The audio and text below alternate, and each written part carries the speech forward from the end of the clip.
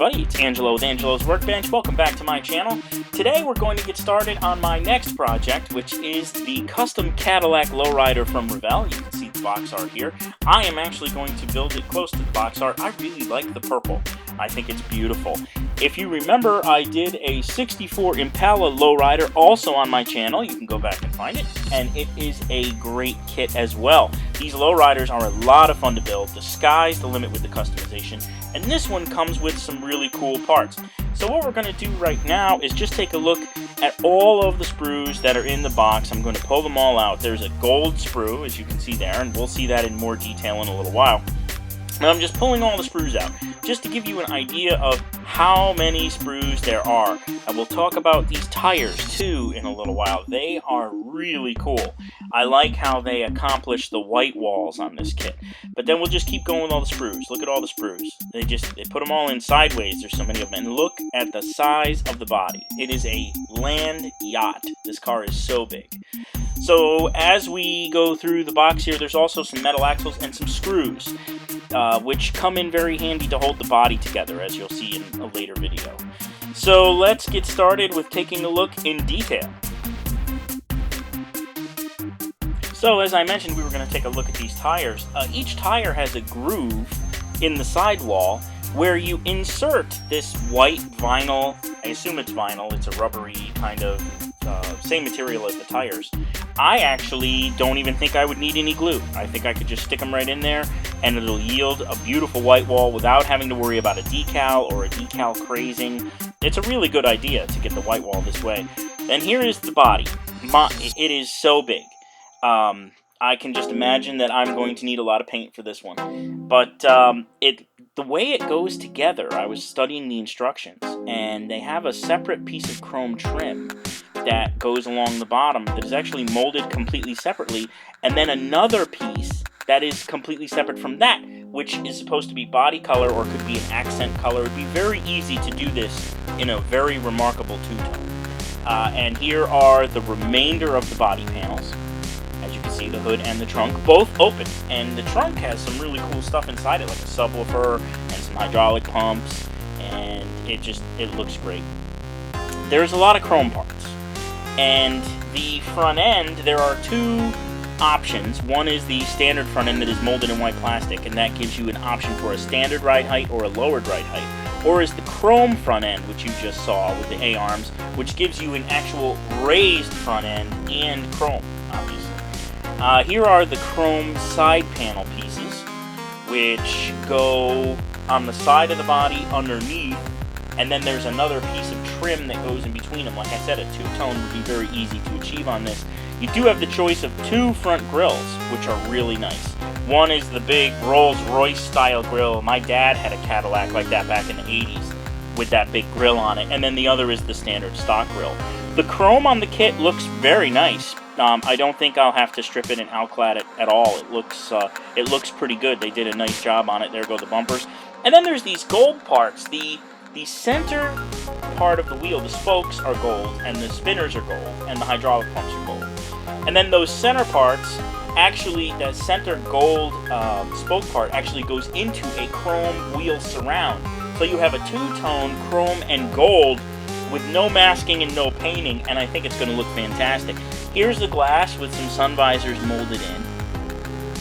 And up next, we're going to see something. There it is, the chassis. I really like the way they did the chassis on this kit. It's a two-piece. So that's the bottom part. And then there is another part that holds the interior that actually mounts to the body. And then the body with the interior mounted to it attached to the chassis. Here's the second piece that I was talking about. This makes detail painting a lot easier. You can detail paint the engine surround and the interior, and then have a separate piece that goes onto the lower chassis. And here's our door panels and seats. They have decals for the door panels and the seats for the purple. They almost looks like, when you look at the decal sheet, which you'll see in a minute, it almost looks like you're getting rally stripes for the car, but really it's seat decals and decals for the door panels. These are the body trims.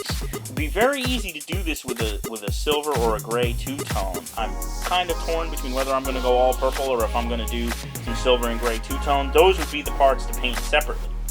And it has a full detailed engine, of course, as well. Cadillacs, of course, had not high horsepower, but V8 engines with a good amount of power. Because obviously it was a heavy car, had to have a little bit of kick to get it down the road.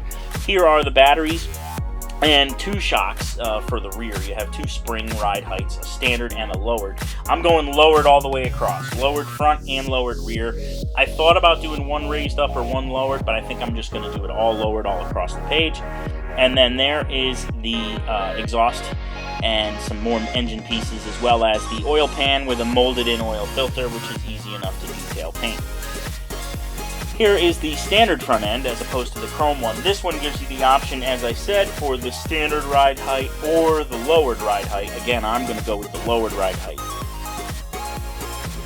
And here are some of the trunk parts. You'll see the subwoofers, which is really awesome. It looks like 312s. This trunk is going to pump. And then we have the front seat, the bucket seat, and then the dashboard, which has some nice engraving for some detail painting. The engraving on all the parts looks pretty good. I don't know when this kit originally came out. I haven't researched it, but the molds look nice and crisp. The detail looks excellent. And then we have the screws and the axles. Now, I'm told that holding the kit together with the screws makes it a lot easier because the rear of the car doesn't really have a great mounting setup except for those screws. So the screws actually go in the wheel well above the rear tires, so you'll never see them. Here's the decals, and you see why I really want to go with purple. I really want to use those stripes with the purple outline and the gold stripes in the middle. I think that's going to look great, as well as the pinstripe scrolling that they have, which is very popular on lowriders. There's a purple and a gold, which will bring in the gold from the wheels. You also saw the decals for the seats and door panels. So now let's just take a quick run through the instructions.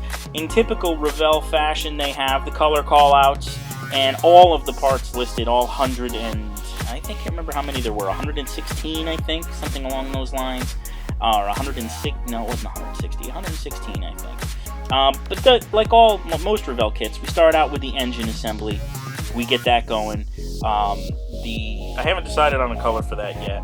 And then it rolls into the chassis. Here you'll see the option for the 2 front ends, how the wheels go together. The wheels and the white walls, I'm looking forward to putting those together. I think they're going to look great. Then we move from the chassis into the body detail. There's a lot of chrome trim that needs to be painted. There's a lot of chrome that goes on the car. It's a chrome lowrider. Then when the interior gets installed into the body, then it gets attached to the chassis with those 2 metal screws that I mentioned. And then the rear end doesn't go on until virtually the car is done. You put the rear end on, some final detail and decals, and then that'll be it. The kit will be in the book. So stay tuned. I'm going to be doing this in purple, as I said. I'll have a progress video coming up soon. I hope that you'll come back and join me in my next video when I get started on the Revell Cadillac Lowrider. Thank you for tuning in, and I hope to see you next time.